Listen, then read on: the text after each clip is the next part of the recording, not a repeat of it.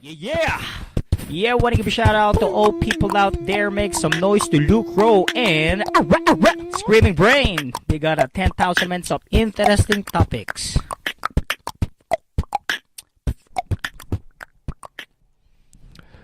Are you doing something dirty? Are you doing something your parents don't know about? Are you breaking the law? Are you breaking the rules? Open your knees and feel the breeze, cause we're back, baby, and with better equipment. It's Lucro Radical here. And the Screaming Brain, Frank Dion here. Man, been a while, eh? Not really. Yeah, no, it's like Friday, so what? Less than 5 days. Yeah, it's been about 5 days. Yeah, we decided to do a Valentine's Day somewhat themed show this week. Yeah, which is hence why I kind of decided to go with the intro I did. Plus, not only that, I felt like it'd be funny to do something from pirate radio, seeing as we've got equipment that would sound as almost as good as that now. Nice. Honestly, yeah, I if you didn't know the reference, it comes off a little creepy. I was sitting here and I was starting to make my way towards the door. And I thought, you know what, this intrigues me. Might be a good podcast. Let's see where it goes. Just quickly, want to say something. All the equipment I got was from Axe Music Studios. They are probably one of the best places for audio, music, anything of the such. I highly recommend it. Going there, checking it out. Everybody there is really helpful, and they will get you exactly what you need. And hopefully they'll start sponsoring the podcast. That'll be fun. Promote anyone we can. Okay, so yeah, a bit of Valentine's theme here. How about your favorite movie scene that was lovey-dovey? My favorite love scene? Yeah. Oh, God. Well. Try and stick with something nerdy, though, because we are a nerdy podcast. You know what? I'll just go, because they're coming at me. In case people don't know, this is live. We don't actually think of this stuff beforehand. We talk about a loose kind of base, but we have no idea. All right. You know what? Do you have one? Give me time to think. I kind of got one. It's not a movie. It's a video game. All right. I've got from Gears of War, number 2. There's a scene where Dominic, he finally has found his wife who was taken by the Horde, and she plops out of this capsule-like thing, and she's just white as a ghost. She's dead, basically. She's skin and bones. Spoilers for anyone who hasn't played yet. Yeah, this is major spoilers, because this was a very touching scene. And she drops down to her knees, and he runs up to her, Maria, and then shoves his dick in her mouth. Yeah, no. He drops to his knees, and he grabs a hold of her, and then she dies in his arms. Aw. Yeah. It was very touching. I cried. That's very touching, but when you said lovely-dovey, I totally imagined something else, to run towards each other and the hug, embrace, and it's all good now. No, it doesn't have to be like that, as long as it's love. All right, well, as far as I can figure out, one of the best scenes I can name off the top of my head comes from, I think it's Silence in the Library. It's a 2-parter Doctor Who episode where we first get introduced to the character of River Song. Once again, spoilers for anyone who hasn't seen Doctor Who, and if you haven't, shame on you. Shame. I haven't seen it. Shame on you. Yeah, but if you don't want to hear a spoiler, then just plug your ears, I guess, for 2 minutes. Anyways, so ultimately there's this character named River Song. 1, and 2, and you ultimately know who 3. the Doctor is, right? Yeah, you get the idea. Yeah, I understand. He's a time traveler. He goes through space and time in his little place box. Anyways, he arrives in this library, and while they're there, they meet this archaeologist named River Song, who knows who the Doctor is. Okay. She's actually somebody from his future. Now, throughout the course of the episode, there's this strange being that's in the darkness, and that's a creepy thought in itself. Is a creature that will kill you, that kills you in the dark. Yeah. And like it's not like one being. It's like a bunch of little like nanite kind of beings. Anyways, get back to the point. River Song in this one, in order to save the whole library, knocks out the Doctor and sacrifices herself. Now, the thing about this, when I first watched it, it's an emotional scene in itself. It becomes so much more emotional once you get to maybe the 7th season of the new series. Because the way it's told is the Doctor keeps meeting River Song, but she's going forwards. I mean, he's going forwards as she's going backwards. So she knows him. The less he knows about her, the more she knows about him. Okay, that's pretty interesting. But yeah, okay. Yeah, so when you get into season 7, and after you find out who River Song is, and you see the whole past, you go back to that episode. One of the most heart-wrenching scenes ever, because you know what they've been through. Okay, that's cool. And even then, like in during that time, they do like they do kind of a switch of dialogue. Like he says at one point, like time can be rewritten, time can be changed, and he's like, don't you dare, not one moment. And you watch that, and then later on they do another episode called, I think it's the Wedding of River Song, where they kind of have the reverse of dialogue, and it's so much more impactful. Like, that's easily one of my favorite characters of Doctor Who. Okay, so got an interesting Doctor Who love story, kinda. It's weird, heart-wrenching. Yeah, it's not like the other ones where, he picks up somebody and they love him, but, he has no feelings towards them. This is literally a character, like, I don't want to give too much away because it's a fun character to take the journey with. Yeah. But ultimately, it's one of the best characters in the current Doctor Who. Interesting. That makes me actually want to watch it even more now. Oh, yeah. It's like, that's the thing. Like, Doctor Who, it sports a bunch of good, like a bunch of decent episodes, and then it sports like these really great gems of episodes. Okay. The problem is with the first season, it doesn't really get really good until episode 6, I think. What is it? The Lonely Child. Yeah. Is when it kind of gets good, and then during the Tennant run, there's a few episodes where it kind of like, but they keep building on this mythology, which is great, which is kind of its own mythology, but it'll take pieces back from the classic Who. Okay, that's cool. Speaking of Doctor Who, last summer, one of my friends from like way back, friends from high school, he got married, and it was his wife's idea for their wedding cake to be a TARDIS. Oh, that is awesome. It was a really well done TARDIS too. It had the light at the top. It was actually an LED light. Did it make the sound? No. They wanted to, but there was when they asked the person who made the cake if they could do it, they said it would be virtually impossible unless they didn't want to be able to eat the cake. Well, they could have just put a little button outside the cake that made the sound, rather than putting it in the cake. Well, yeah, that's true. I guess they probably just weren't thinking of it at the time. They got a whole bunch of other things to worry about, it being a wedding and all. Yeah. But still, they had a TARDIS. Yeah.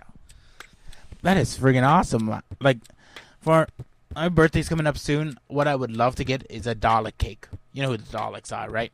They look like they look like trash cans, essentially, with a bunch of bumps all over them and like an eye stalking. Based actually on the whole German Nazi thing way back when. Like, they were the symbol of fascism, which is fantastic, and why I think they've endured so long. That's cool. Yeah. But anyways, somebody designed a cake like that, and I wouldn't mind having a cake like that for my birthday. Is that a hint? No, I don't expect anything from you. Okay, good. I expect a gentle nod and just be like, yeah, it's your birthday. Continue on our ways. Cool. I remember we were talking yesterday because at work we were being handed out all our little candygram stuff, you know, the blah blah blah blah blah. Yeah.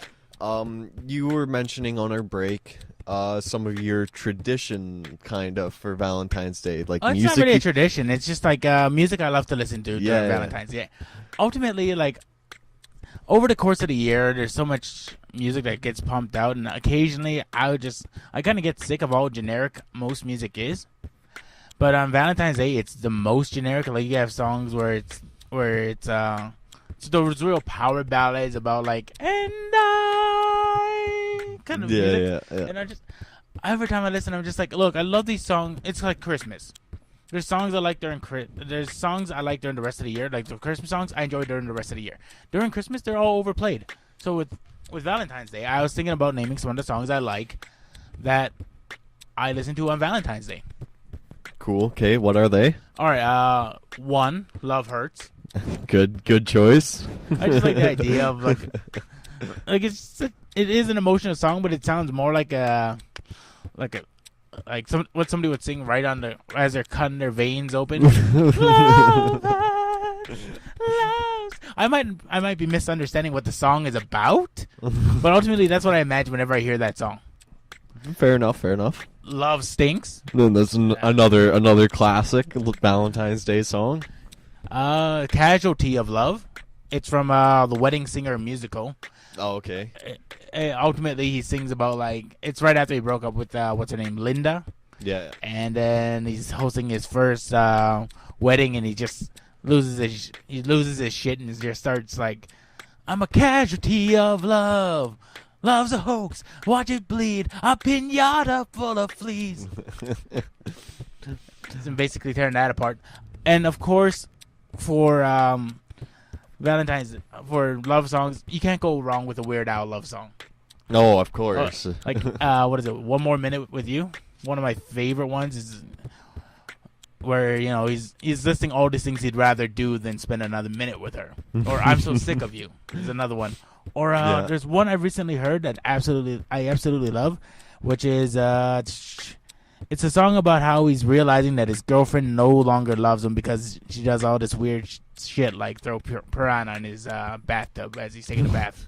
What? He thinks it's cute the way she poisons his coffee a little bit every day. Awesome.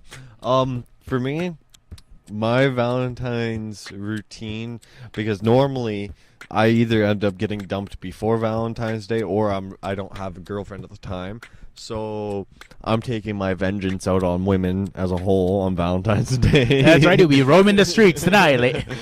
So lock your doors and board your windows because Riley's going to be wandering the streets. Scythe in one hand. Hockey mask on his face. You have a little girl here. What am I, Jason and the Grim Reaper? Well, you already got the costume. Why not go for it? No, what I do is like I take a girl back to my parents' basement or their place. Yeah, and mine was less creepy. At least she knows what's going to happen with mine. You know what? Throw on a movie. It's always the same movie every time. I throw on Prom Night. No. Cabin Fever. Yes, there we go. Cabin Fever. That gets them every time. No, the movie I throw on here, I'm pulling it up here so I can remember the name because I'm drawing a blank for whatever Dr. reason. Horrible Sing-Along Blog. No. Scott Pilgrim versus the World. No. There it is. Cruel Intentions. Cruel Intentions. Stars Reese Witherspoon and her husband at the time, or fiance at the time. I can never remember his name. It's one of those names that you just tend to forget, I guess. You know he's gonna be somebody really famous, right? No, it's not. It's not. It's That's what it usually is. It's one of those names you forget. You look it up, and it's like it's Tom Cruise. No, it's not I feel like bad. Tom Cruise. It's like Ryan something. Gosling? No.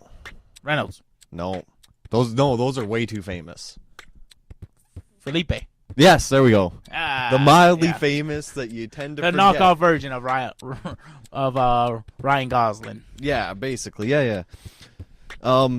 So, yeah, the movie is just like, it's basically Ryan Philippe is trying to get with his stepsister, and instead he ends up falling in love with Reese Witherspoon's character. Wait, he tries to get with his stepsister? Yeah. Like, he's trying to fuck her. That's the whole plot of the story. Which one of us hasn't been in that situation?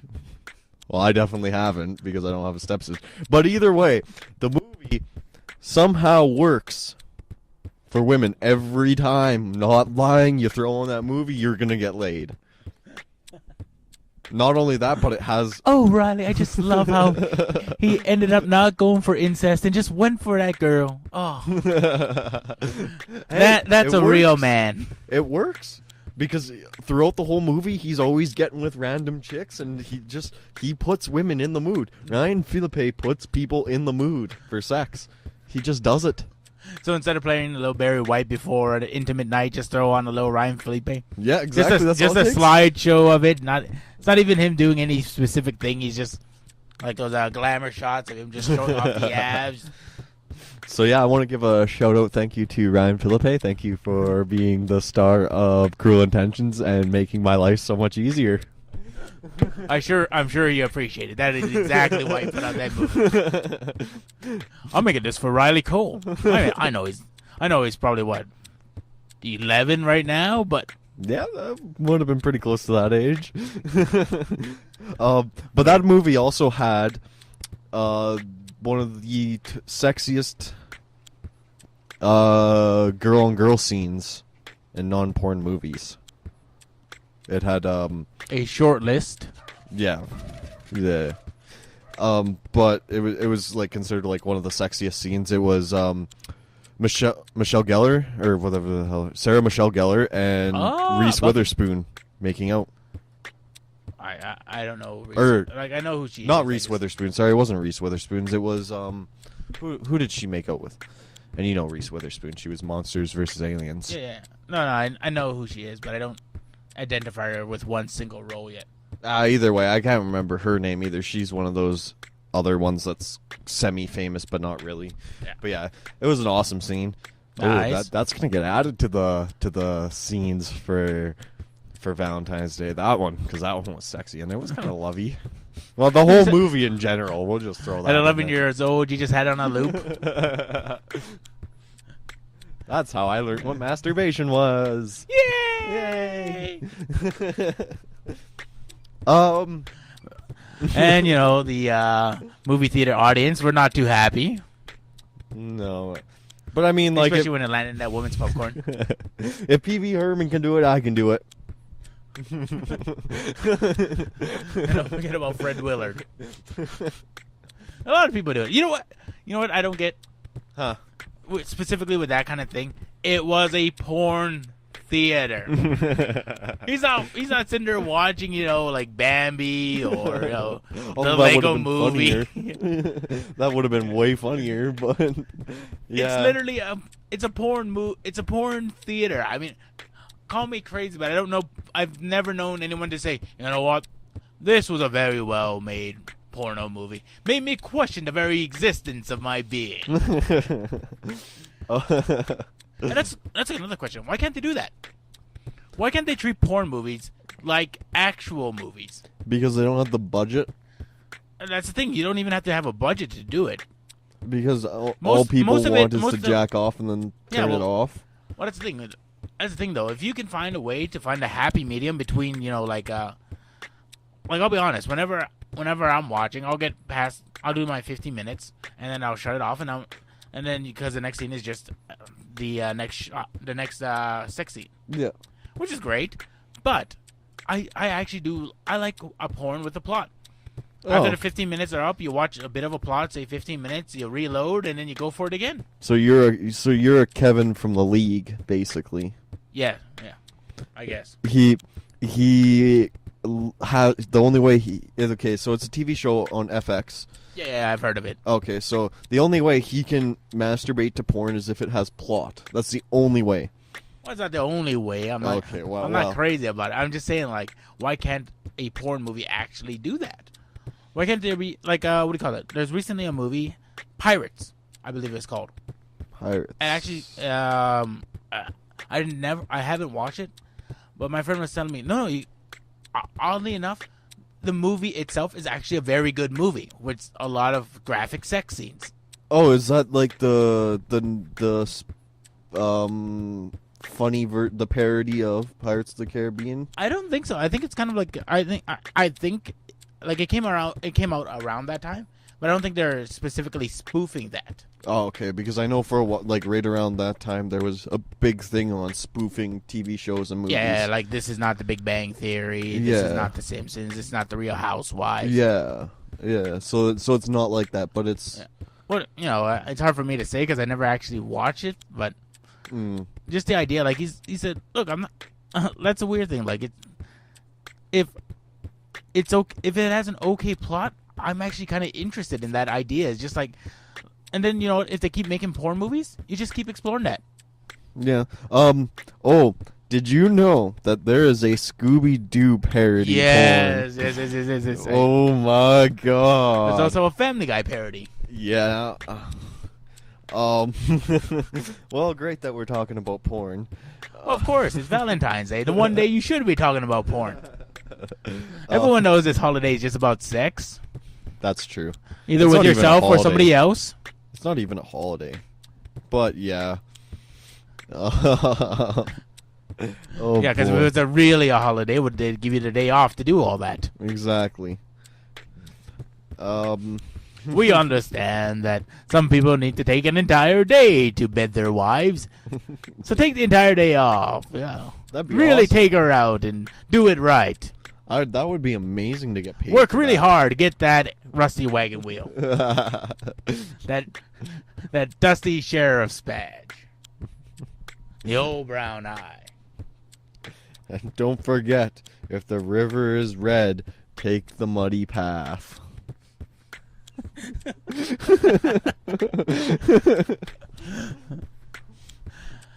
That's the biggest thing about this holiday. Everyone acknowledges it's not a holiday. It's just a day we all kind of said, you know what, we're just too lazy. Ooh, I was talking, and I have an idea. Let's change the name. Let's change it from Valentine's Day to McLovin's Day. Make Lovin's Day. So it sounds like McLovin. Yeah. From Super. People always go, who the hell's Valentine? They're like, oh, Saint Valentine. He married people and blah, blah, blah. And he murdered a whole bunch of people too. Yeah. So let's take that out and just make it about this kid who just wanted to get, you know, the same thing we all want. Sex. Let's be honest about the holiday. Plus, it's just a funner name to say. What are you doing for St. Valentine's Day? What are you doing for McLovin's Day? That's true. McLovin's Day. Yeah. Okay. Now I'm gonna deter a bit from sex, porn, and shit. This. Oh, we never brought in any shiza.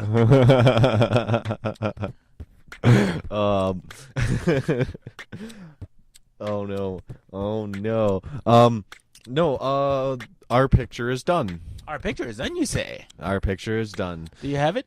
I have it. I will pull it up so you can see it, and it will be Well, just posted whip for it the out entire and thing. flop it on the table for me. Yeah. Right now.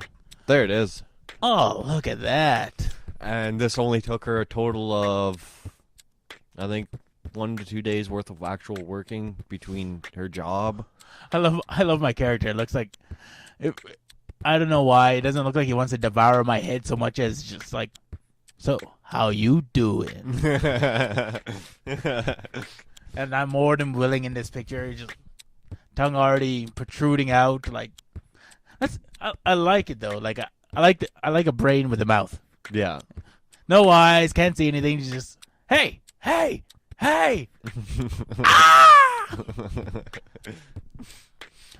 How do you feel with green skin? I like it. I've always imagined trolls with green skin, so. Oh, well, now that I have this, I can actually create a voice more. for those who don't remember, last week I introduced the idea of doing. Was it last week or the week before? One of the two. All right, last week or the week before, I introduced the idea of doing a Adventures of Lucro and the Screaming Brain, explaining our origins and just having random adventures. And now that I actually have a picture, you can kind of you can actually base a voice for that. Yeah. And now with this being a thing, the actual video is not going to be that boring old movie maker text. It's going to be a little bit more interesting. I'm going to put in a little effects here or there, and now it's going to be, if you're bored and like you're not doing something, just listening to us, you can also kind of watch it a little bit. Yeah, because there's nothing more exciting than visuals on a screen. I'm not being sarcastic, guy. That's just how I talk. Awesome. Ooh, I know. We have reviews to do. Do you have a movie to review? Yes, I went out and watched the Lego Movie. Oh, sweet. I have to see that yet. Oh my god, it's well worth the watch. It's created by Chris Miller and Phil Lord. If you're not familiar with the names, you should be. They made Clone High and Cloudy with a Chance of Meatballs and 21 Jump Street. All movies that equally have at least a good amount of comedy and some touching moments. Yep. And this movie is very much the same. The comedy's there, and then it starts out as a kind of generic kind of toy movie. Yeah. But the further they get, the more like they introduce like character and plot and universes. Like it's about this guy. He's going through his life, and he's special in absolutely no way. Like you put him into a situation he would never stand out. He just becomes one of the mob. And then through a series of events, he finds out he's the chosen one. So he has to go on this mission to stop the evil president. I forget what his name is. He's played by Will Ferrell in this movie. Awesome. Yeah. So no, the evil president businessman. Okay. So they're going through this adventure, and they're collecting people to help out with the adventure, and of course they run across Batman, who decides to help out as well, played by Will Arnett. If you're not familiar, he's Arrested Development. Yeah.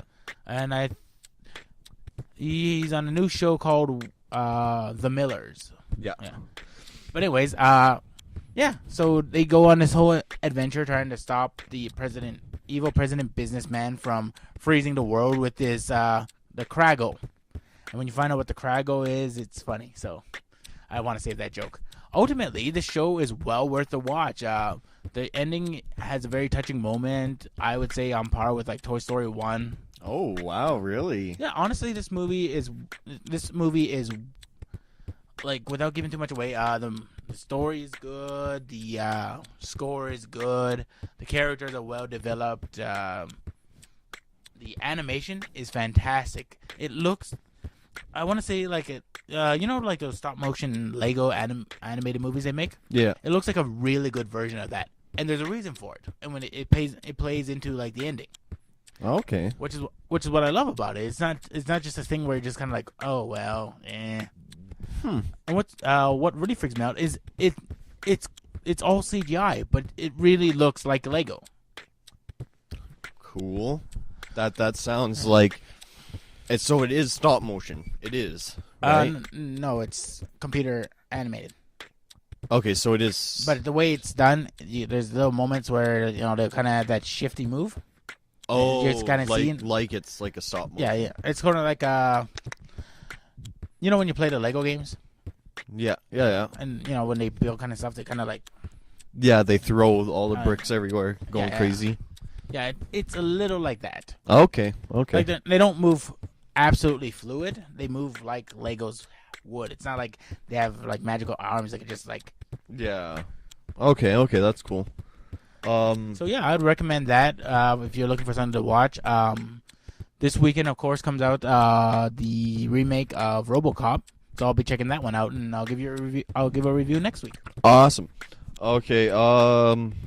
Sounds like I really do have to go watch it. For me, I'm going to review Pokemon X and Y.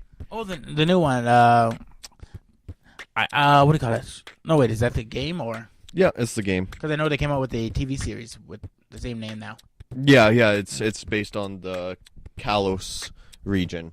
All right. I haven't actually started to watch the show yet, but I've put in many hours on the game. I'm actually gonna credit this to being, if not the best, the second best game of 2013. So of the last year, like of all the games that came out last year, Yeah. I credit this one. It's either gonna be my number 1 or my number 2 game. What's competing with it right now? Monster Hunter, the one I did last week. Okay. They're like neck and neck. But I think overall, Pokemon probably will squeak by it, just because it is so perfectly done. Nice. They didn't really change a whole lot. They basically they understand the rule. Like Capcom understands the rule, or Nintendo, I guess, understands the rule for what gamers want. We are a fucking stupid breed of people. We Well, want don't oversell yourself. we want the same game, but we want it different. Different enough, right? Like, No, but that's the thing though. Is once you make a game different, then gamers will bitch about it not being the same. But if you make the game the same, they'll bitch about it being different or not being different.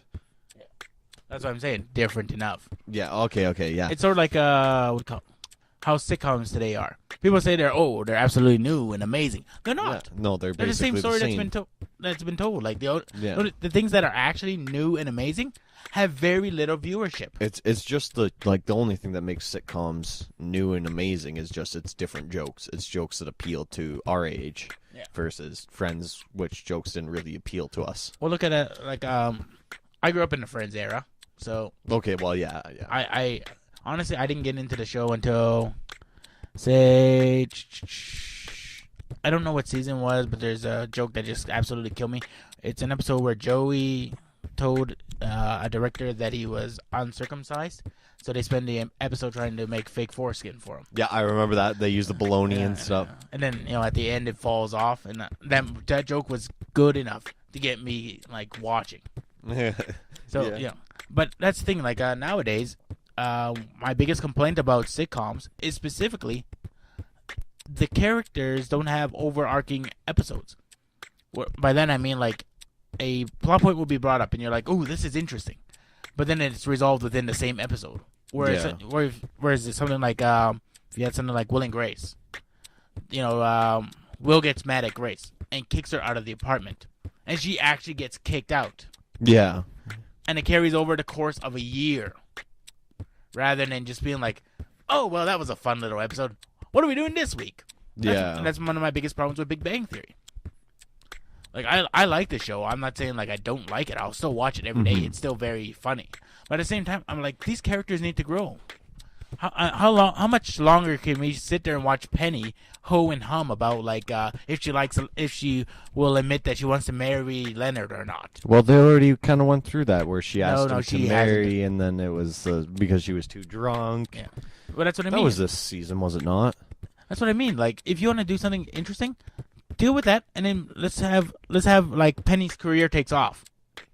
Yeah, like you actually wanted her acting career to take off. Yeah, I want to see something happen where they actually have to deal with it, and it's not just like the same joke. Like, yes, we all know Sheldon's kind of a douchebag.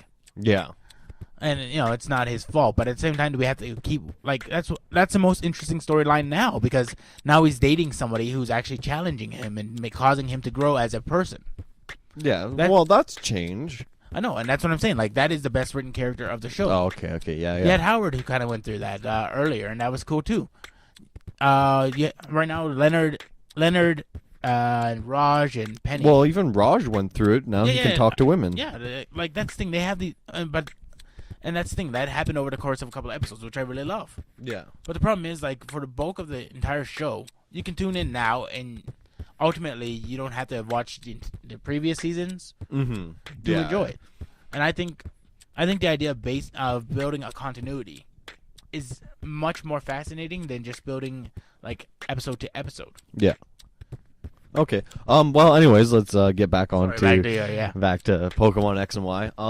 So the thing that Nintendo understood with the whole like making it the same but different was they actually did this like perfect to the T with Pokemon X and Y. They changed it up as in like because it was meant for it's only on the 3DS, so they had to update the graphics. But they only did it enough so that you would still get that nostalgic Pokemon feeling, like you're playing Pokemon. The only other thing that they changed for that kind of stuff is movement. You can move in all directions. Oh, nice. So It's not just up, down, left, right. you can go diagonals and stuff like that now. Can you go like towards the screen? No. Sorry, that was really far. Can you go towards the screen? No, nothing like that. But they made a few. They only made a few things in 3D. Yeah. Cutscenes with holograms they made in 3D. Throwing the Pokeball to catch the Pokemon, they made that 3D. Nice. And I believe certain attacks are 3D, like only the really special ones. The other thing that they did was, just like in all the other games, all the Pokemon have their like roars and sounds. Did they keep it still PG, where if a Pokemon gets hurt, it's like scratches, but nothing really horrible? No, they actually show full animation. No, what I mean is, like, say like Charizard's fighting, I don't know, Pikachu, just to keep it like basic level. Like if Charizard like burns Pikachu, like throws fire at him and it actually hits Pikachu, does Pikachu like get like horribly seriously burned? Oh no, of course not. Oh god, that would be so interesting to actually see if they like. I don't get me wrong, I like the cute little animation, but the idea of seeing like a kind of like a grown up but not so grown up version of it, would be interesting. Just be like, all right, well, there are consequences to these battles. Mm-hmm. Well, but what they did do, was they did bring in full animations for the attacks, so you actually see them attack the other Pokemon. Oh, so it's not just a swoop and pull out here. Well, some of them are, because that's like, but like you actually will see like the scratch, like you'll see them dart towards them, and then you'll see the claw mark. Yeah. You won't see them actually like bring out their claw and attack, but you'll see them actually dart at the Pokemon, and then the claw hits them, and then they back off. So you actually see the movement to them, not just the little movement of the pics of like the art moving forward and then staying in the same spot. You actually see the Pokemon run out. It's a slightly more realistic fight then. Yeah, slightly more like they just did little things like that to make it still feel nostalgic, but at the same time give you a little bit more. The other thing they did do was they gave Pikachu his actual name, so Pikachu actually says Pika Pika when he comes out of his Pokeball, whereas every other Pokemon just says their growl. The other thing they did do is they brought in a new evolution. All right, Mega Evolutions. So that's like the fourth in some cases. It will only be the fourth. Yeah. If a Pokemon has 3 evolutions, chances are it gets a Mega. Yeah. So, and they gave it to all the starting Pokemon, like the original starting. So there's a Mega Charizard, Mega Blastoise, and a Mega Venusaur. It's like adding an X in front of everything. Basically. But and they also gave it to. Actually, no, that's not true. There's one Pokemon that has it after.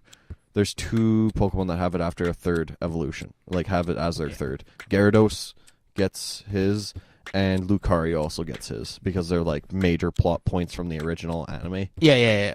So basically, any major anime character, any major anime Pokemon gets a Mega Evolution.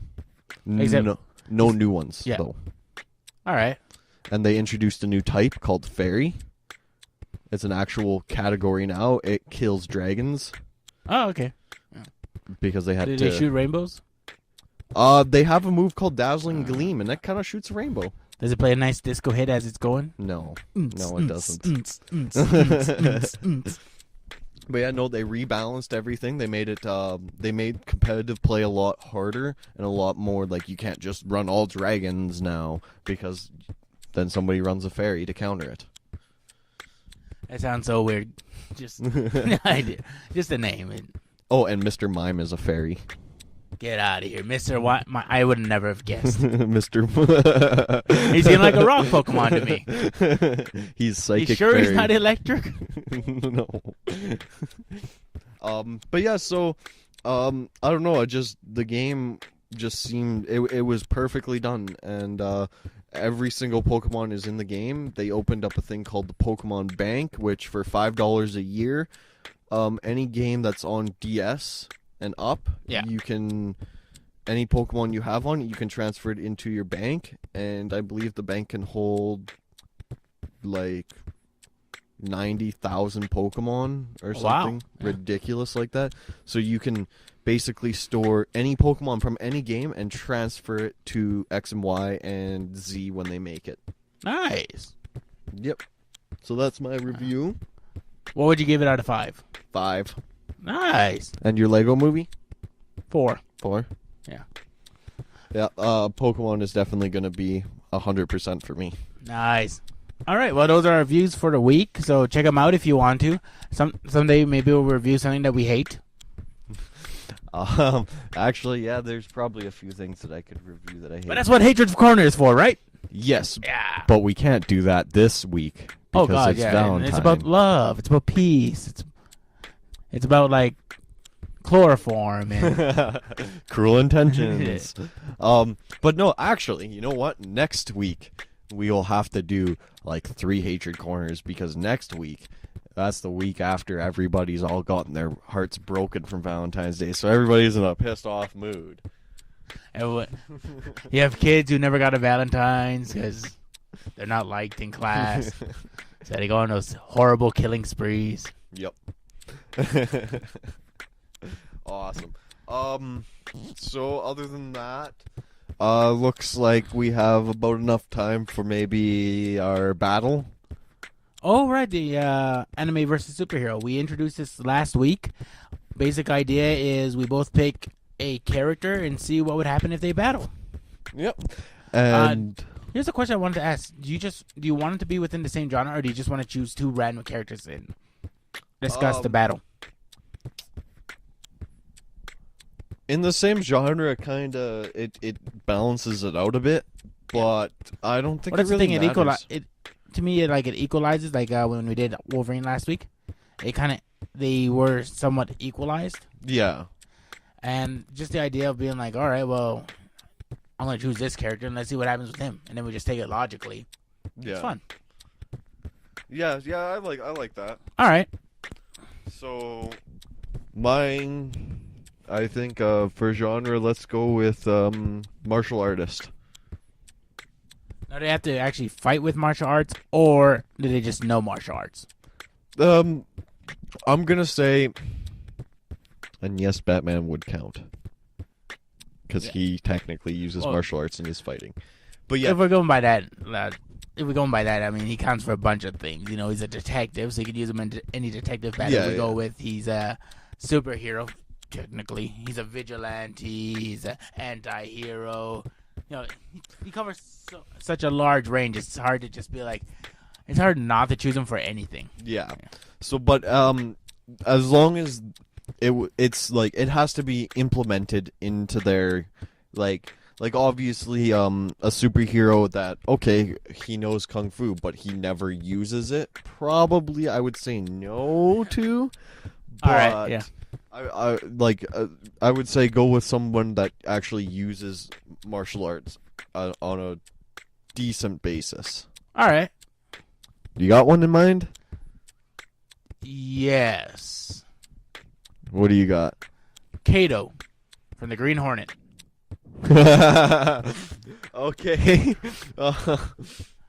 Interesting. Mine. Please tell me with this whole fighting thing, it's not, they can't be like horribly super powered, where it's like, you know, it's like the Last Airbender, where he can literally move the world with his kung fu. No, this is, or like Kung Fu Hustle style, where it's like a giant palm and he can just squish anyone he wants. No. This is he's more human. Still has a little bit of power behind him. Yeah. But we're going Ryu. Oh yeah, Ryu from Street Fighter. Yeah. Also from the anime Street Fighter. Yeah. Also from the Street Fighter movie. Yeah. The game. Random fan fiction. Yeah, he's everywhere. So yeah, I just kind of thought, because I was playing Street Fighter a couple days ago, and I was like, you know what, I'm gonna try and include a Street Fighter character one that's a main character who would be, and obviously, well, who's better than the poster child of Street Fighter, Ryu? Nice. All right, so assuming a situation, chances are they wouldn't meet just regularly. Like, I don't mean like, what I mean is they wouldn't meet like in prison. No. Because none of them are prisoners. They might meet in like a underground like fighting club, like tournament or something going on, maybe. Ryu's technically a hero, right? Kinda technically. I mean, Yeah. like he stops people from destroying the All right. world. Well, given who Kato and the Green Hornet are, and they're considered somewhat villains in their world sometimes, Yeah. misunderstanding could happen where Ryo is walking down the back alley, Kato is running down the back alley, and they meet. And like they like run in, like Kato runs into Ryu or something. Maybe knocks him over. Yeah. Okay. And I'm not gonna say like Ryo's immediately like, "What the fuck, dude?" But Well, he's already on his guard Yeah. because he's just like, well, somebody hit me in the back corner, in the back dark corner. So okay, so we're in a back alley dark. like one of those Just back like- alleys you see in like Watchmen, but not as brightly lit. Okay. Maybe like the Crow kind of back alley. You know what I mean? Like Yeah. Yeah. With like one street light kind of it's illuminating. blinking a little- red sometimes. Yeah. All Okay, yeah, cool. I can see this. This is sounding good. All right, so he knocks him down, and does he continue? Does he continue on, or does like Ryu stop him? Ryu would probably. Is Kato kind of giving off like vibes of threatening? No, he's literally he knocked him down just because he was literally running to do something else. Okay, let's say for argument's sake, Ryu's not happy about this. He's having a bad day. Sagat fucking ripped him a new asshole or something, and he's pissed about this. So he Poor Ryu. So, How much more times must he suffer the indignities of rape? So Ryu gets up and he's like, "Hey, what's that?" And he starts like he kind of like goes to run up and grab him and stop him and tell him like, "Hey, what the fuck you doing, man?" Kato just, I don't know his voice. I know Kato from the comics, so there's a bit of that, but I know he's very silent, so I'm gonna say he doesn't say much. What do you like? Kind of tell Ryu to fuck off or something? No, I think it's a situation where Ryu grabs him, tries to stop him, Yeah. and then he immediately tries to deflect and run. Okay, so he's opening up with some type of move to like push him away. Yeah, he's got him like Ryu's got him from like the collar. You know how? Yeah, like just if kind of grabbing him, turning him around, kind of thing. So you get the kind of Jackie Chan thing you always see where he kind of hits and breaks the hold, and then he tries to go.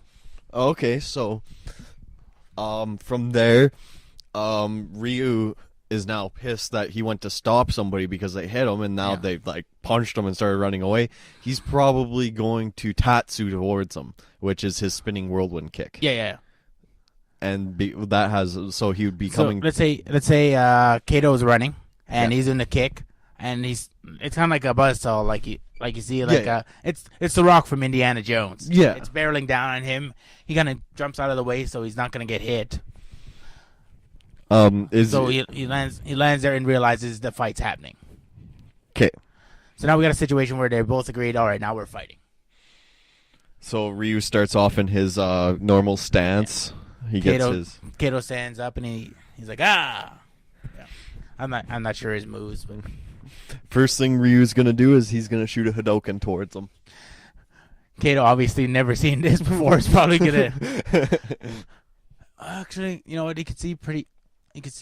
It's pretty. It's a energy source, so it's Yeah. pretty bright. It's lighting up the whole area. I think he's gonna jump. Like he's got to jump out of the way somehow. Maybe just like a. The second he does that, Ryu sees his opportunity. He does his classic Shoryuken. Okay, For those who don't know. Okay, Shoryuken is where he jumps towards the person who's jumping, and he does like an uppercut twist. Okay, yeah. Oh god, so he dodges to the right. He gets hit with an uppercut. Yeah. He's on his back. He does the kick stand up. You know what I'm talking about, like The Rock tends to do. And As Ryu's coming back down to the ground, because this is a pretty high jump. yeah. So he's got time to do something. Let's see. So if he's doing that, he can literally go straight. He can probably kick his feet up towards Ryu, take him off his feet as well. Okay, yeah. So So as he's coming down, Kato's coming up. yeah, from like a back launch into him with his feet. Okay, so he'll knock Ryu backwards, and then he'll do like the classic somersault and like land on like his like back of his feet and slide backwards a bit. Yeah. Now they're kind of like standing. They have a apart. distance, yeah. Again, Ryu's gonna shoot another Hadoken. All right, this time Kato's running forward and does a quick dodge. He knows the move's probably not gonna come again, so he goes for a hit. Okay. Was this gonna be like an uppercut, like a right hook? I'd say it's somewhat a jab because he knows he's not gonna. He has to figure out who he's fighting right now. Okay, so it's gonna he's be doing. It's gonna be enough that Ryu's gonna feel it. Okay.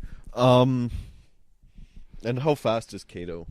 He's fairly fast. I would say he's on par with like Batman's fighting. Okay, so I would probably say he would probably get the punch off, but Ryu would also he also sees the punch, so he kind of like moves himself backwards to get hit by the punch, but take some of the sting off. Yeah, takes some of the sting off, so he gets hit, and then he's gonna immediately counter that with probably his right hook. Yeah. You think he'll go for a hook, or do you think he'll hit a body shot? I'm trying to imagine how Kato's probably like. Well, face me. Okay, so we have a situation where Kato ran towards and came in. Okay, so Ryu is probably he's gonna do a body shot into the gut. A body punch. He's gonna fly a little back. Do the thing like he landed last time where he sucks back. He sucks back, and then he lands on his feet. And now he kind of knows what he's up against. He knows it's not his average gangster that he's been fighting for. Yeah, it's somebody who actually knows. Yeah. So I think he's going to go more with an avoidance kind of thing because he knows he can't handle this level of strength. Okay. Yeah, I got that. All right. So let's say they're fighting. This time, I don't know. I can't imagine he's going to do the same kind of run towards. He's going to have to change advancing. Up. Okay, Ryu who's also most kind of cautious. Yeah. He'll probably be taking a couple steps back, and then eventually he's gonna tatsu again. Yeah. So spinning whirlwind kick towards him. All right, let's say he dodges, comes up. So now he has a quick from behind. I think he might go for a back kick. A back kick? Yeah, because. You have Ryu who's probably going to land. Typically, when I fight on the anime, he tends to land that way. Yeah. So he goes in for a back kick and maybe hits like the back knees to take him to his knees. Okay. And then maybe he tries to elbow his head or something. Okay, so the second he goes to elbow his head, Ryu would probably catch his elbow. Yeah. Block. And throw him over his head. Yeah. And now he's got him kind of situated in front. Yeah. He's going to do a sweeping low kick. Yeah. So I think we got to push off of Ryu as he's on the ground. So he gets himself out of the way of the kick. Yeah. Okay. So at this point Ryu's going to jump forward. Yeah. And come down kind of like an attack. Yeah. Towards him like a kick down towards his face. Yeah. So I gotta imagine he sees that coming. He moves and goes for a quick body shot, maybe kidney. Okay, hits him. Ryu kind of staggers a bit back. At this point, I gotta imagine they're gonna do your hand-to-hand combat. Yeah. Right hand, left hand, block, sweep, target kick. combos, stuff like that. So let's say we have a good 30 seconds of that. Sure. At this point, how does Kato tire? Oh, he tires. He's human, so okay. He tires fairly quickly. He's not. Ryu being somebody who's based his whole life on this, he's still going pretty strong. Yeah. He's hurting a little, but he's not showing it. Yeah. He knows how to hide his pain, basically. So they do that. Eventually, they do a break. I'm gonna imagine Kato's kind of tired at this point. Just kind of breathing. Ryu's tired. He's showing a little bit, but not enough that it still seems like he's just like at the beginning. So it's probably, I'm gonna assume, kind of hurt Kato's spirits a little. Yeah. I'm gonna imagine Kato right now, knowing he's up against a tougher opponent, he's gonna grab whatever he can from the alley. Let's say he finds like a lead pipe, or what's more, let's say he finds like a broken broom handle. Okay, broken broom handle. He has a bit of a staff with him now. Yeah. Okay. I can imagine Ryu's immediately like, "Hey, a weapon, my turn." No, he doesn't grab weapons. He'll never use weapons. But he does, and he doesn't really ever fight against weapons either, other than Chun-Li's staff. I guess a few times he might have. Yeah. So, anyways, we go back into another hand-to-hand combat. Okay, so Staff's making his hits. Yeah, kind of poking at Ryu. It's hurting him a bit, so he's probably gonna. I would imagine he would just back Tatsu off. Yeah. In hopes that. I gotta imagine it's one of those situations where he goes for one hit and Ryu kind of breaks the staff in half, and then we have one of those Billy Club scenes that you see from like Daredevil. Yeah. Where he's like do. So, I guess Ryu's maybe got a couple feet distance now. Yeah. He's going to go for a Metsu Hadoken.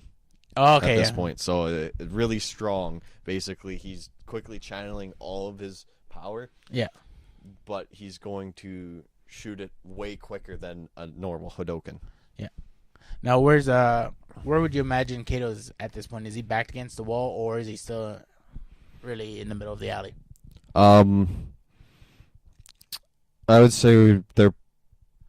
Because the way I gotta imagine, if they're battling, he's doing the Billy Club thing. He's moving around, and if Rai could pull it off really well, he gets him on the shorter end of the thing. Yeah. So when he's gonna hit him, it's gonna be a trap situation. Yeah. That makes sense. Yeah. Well, then if that's it, that's a fight. That's the fight. Well, honestly, if you think about it, like he gets hit with that, he hits that. That's hits that true. cement wall, and The if he pure doesn't energy. break through, he at least. And if that doesn't kill him or stop or bring him down to unconsciousness, then Ryu coming up and giving him another shuriken to the face. Yeah. And it's over. Then Green Hornet walks in and he's like, "Oh my god!" And then Rai just kills him. Oh, there you go. Cool. So this match goes to Ryu. Yeah. So we got one for anime, one for superheroes. There we go.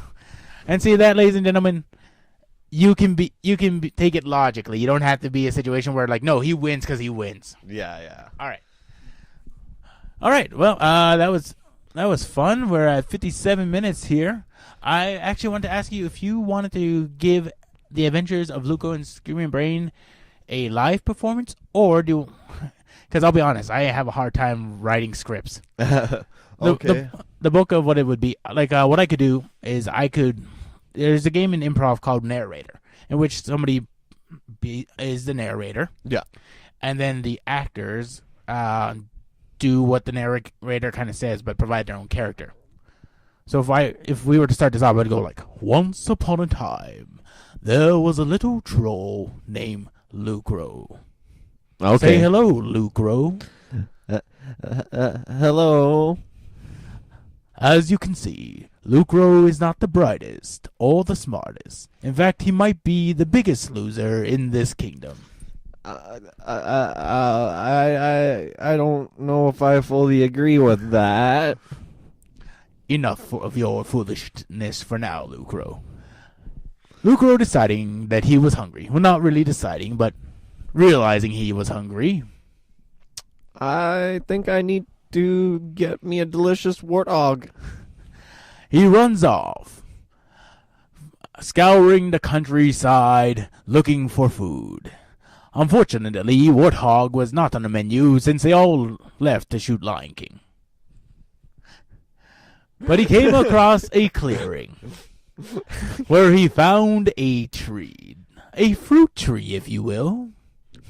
That apple there, that looks pretty delicious. And as he reached for the apple, the tree began to speak.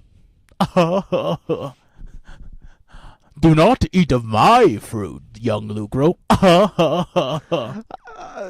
You can talk and you know my name? Of course I know your name. I'm the Tree of Knowledge. Oh, what's with the laugh? I don't know. Oh, it sounds like something I know. Someone I've met before. Beware of my fruit, for you will inherit knowledge, but it carries with it a powerful curse. Oh, what kind of curse are we talking about? And as the tree tried to explain to Lucro, it was suddenly struck by a lightning, which was odd because there was no storm. That's kind of convenient. I'm just gonna eat this apple here now that the guy has stopped talking to me. And Lucro ate that apple, and it was delicious. Yummy. Lucro finished with the apple and threw away the core. But, unbeknownst to him, he threw it towards a wizard. Ow! What the hell, man? I'm sorry. Who throws an apple? Honestly, you fight like a woman. I was done with eating it, so I threw it away. I will not stand for this indignity.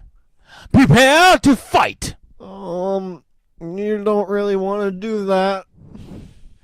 There's a lot of things I don't want to do. This is not one of them. I don't get it. I don't get it. Enough of your foolishness. Prepare to battle.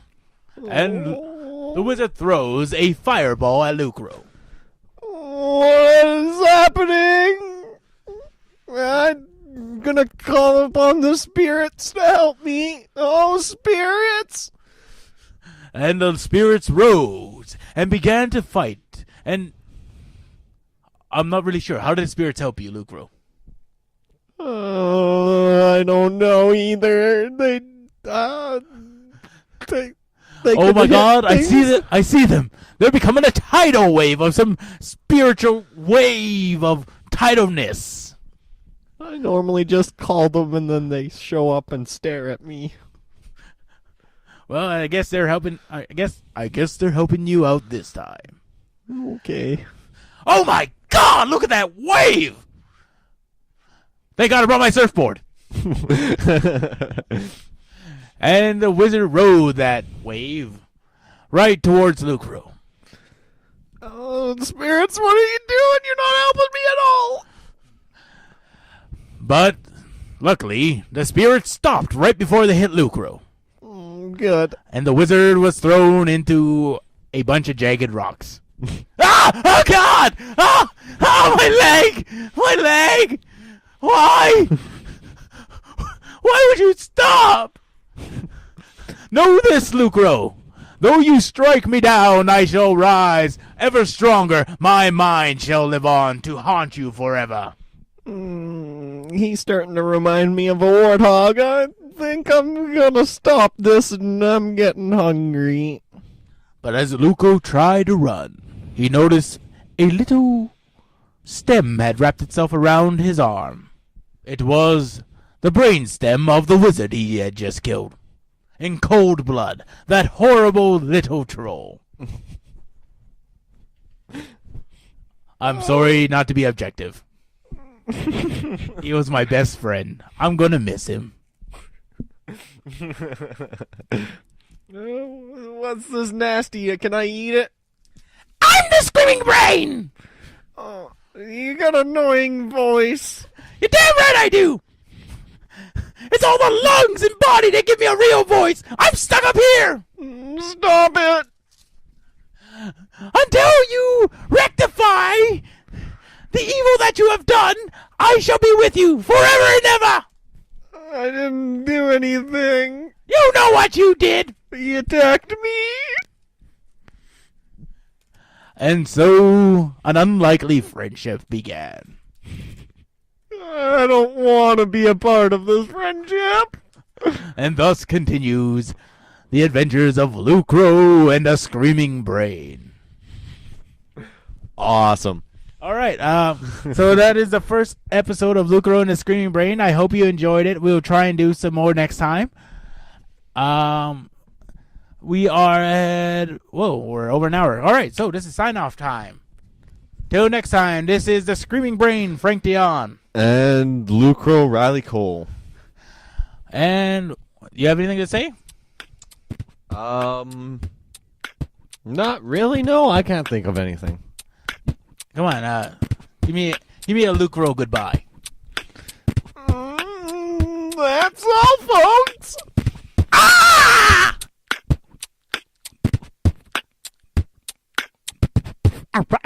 So that's Lucro and Screaming Brain for tonight.